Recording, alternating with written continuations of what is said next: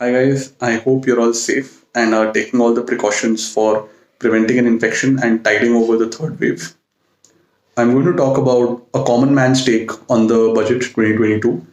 I'm not an expert, I'm not a finance or an accounts or any such speciality. I just read English and try to interpret it the best way I can. So this is how my common person take is.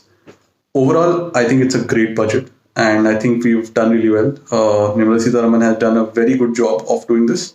There were a couple of questions which I had, and a couple of things I didn't understand. My lack of understanding, probably. When I looked it up, I found the exact, well, not exact, similar article on Economic Times, which I'm going to quote today. So I found something interesting. There are three things which were a bit of a gray area or a question mark in my head. The first of these was an updated return, which means that I can now file an updated return within 2 years of the relevant financial year on payment of an additional income tax. It's a great move. What we are going to achieve with this is lesser litigations, and you're giving me a chance to say that, okay, I made a mistake. Instead of the the taxman coming to me and saying, boss, you made an error. So I can, on my own, go back and avoid a litigation. That's good. But the budget did not make clear whether a taxpayer can file an updated return on alterations that do not change the liability. These could include disclosures of foreign assets, bank account, details of directorships, etc., which are tricky areas. So that was a bit of a question for me.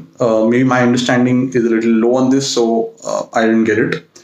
The second was the NPS tax deduction parity between government and non-government or private offices. Now, up till now, it was 10% for government and non-government.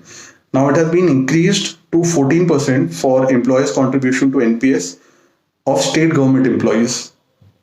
What this means is that the central and state are now at 14%.